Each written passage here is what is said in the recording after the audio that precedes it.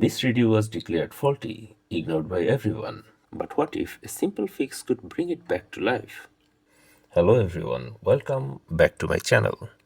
Today I'm working on a Motorola GP 3688 two-way radio used a hospital administration. This walkie-talkie had a strange problem. Sometimes you could hear voice clearly and sometimes there was no sound at all. The device was returned from a department where the fault happened. There's a rule that whoever damaged equipment must pay penalty. But since no specific person could be identified, the issue was quietly buried to avoid trouble with management. When I noticed the radio, I chose a different approach. Instead of leaving it unused, I asked myself, can this be repaired? Even with a small cost, restoring it would be far better than replacing it. After a quick inspection, I suspect the problem is in the volume control. This is our replacement potentiometer. It's 50K. Can you see this? Okay. Let's open this thing at first. Disconnect the antenna. Then let's see what's the problem. Power it up. No sound. Battery 18.3. No sound. Now it is in full volume, but you can hear nothing.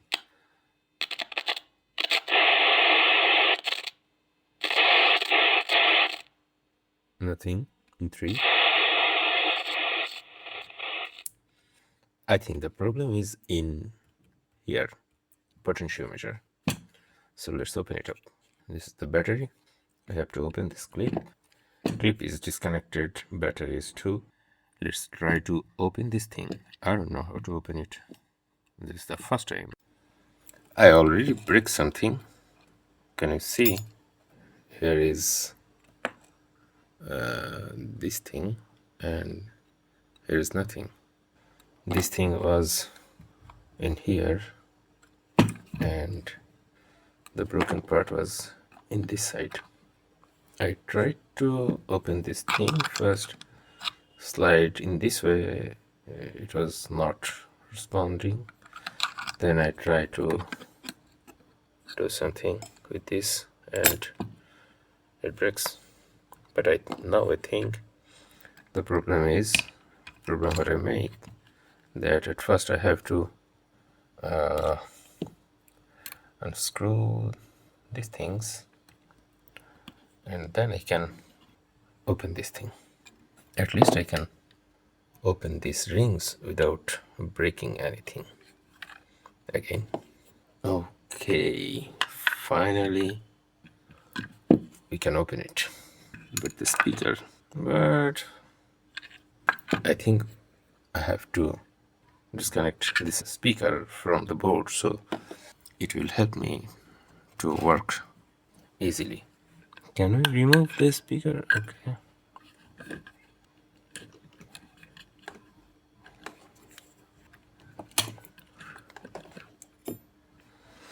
Speaker disconnected, but for testing purpose we need the speaker, and for temporary testing purpose we will use this speaker in this system.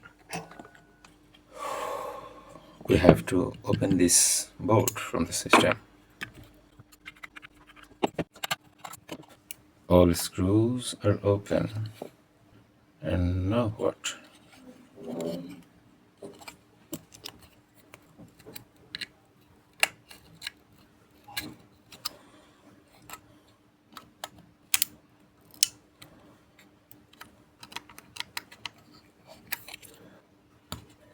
Oh, here is 2 screws. I have to open them too.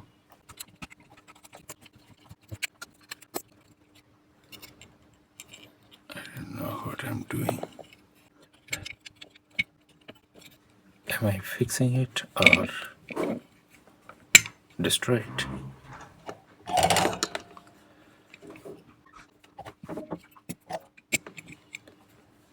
Okay.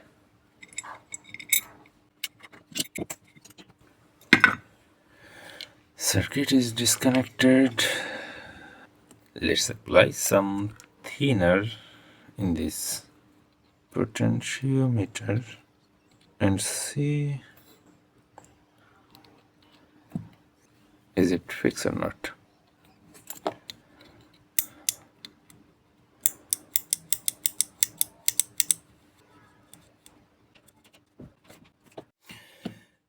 The replacement potentiometer is much bigger than the original one. So I use some thinner and do like this. So thinner will clean the inside. After doing this some time, let's see is it working.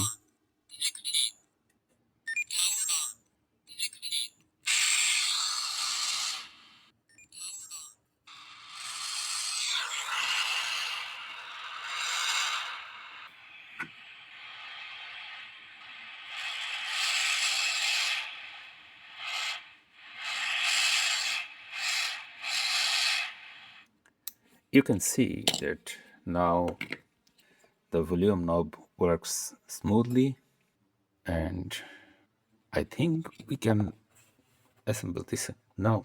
So disconnect our speaker, the knob, clean this joint. We should clean this joint. So we can insert this again. Let's try to. Yes, nice. It works. Assemble this thing again.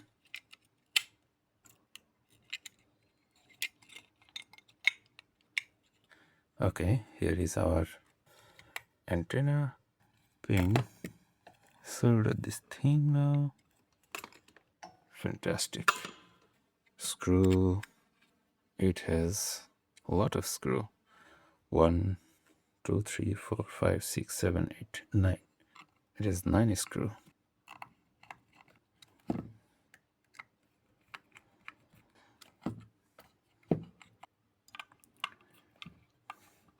Let's solder the original speaker.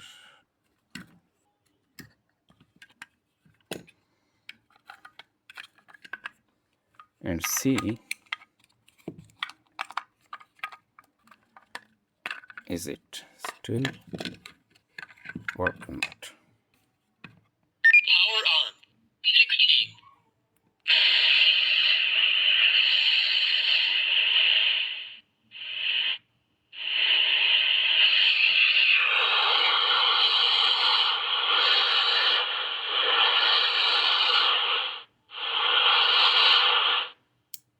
Okay, it works perfectly without any distortion.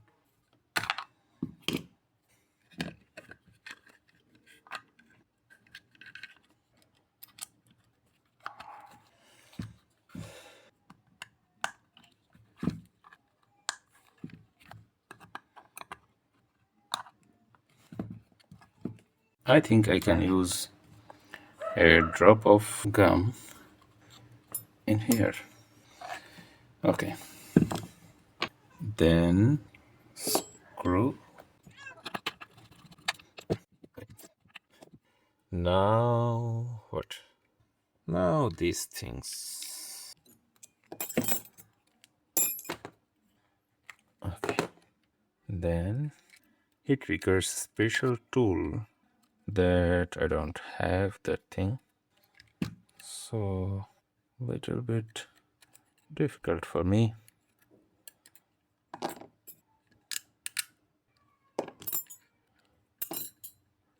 Yes. This broken piece will not a problem because we'll screw it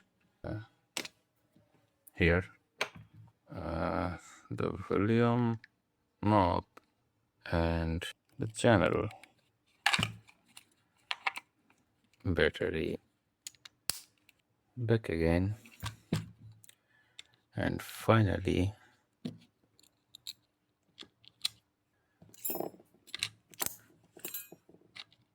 the clip.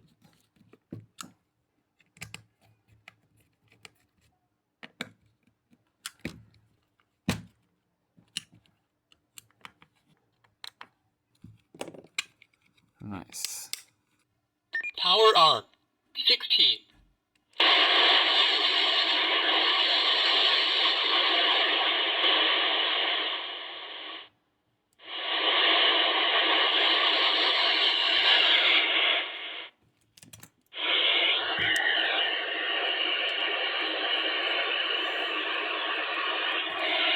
Empty.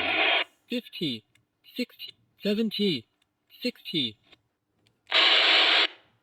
Hello, radio check, radio check. After opening the radio, the problem was confirmed. The volume potentiometer was indeed faulty. But then came the real surprise.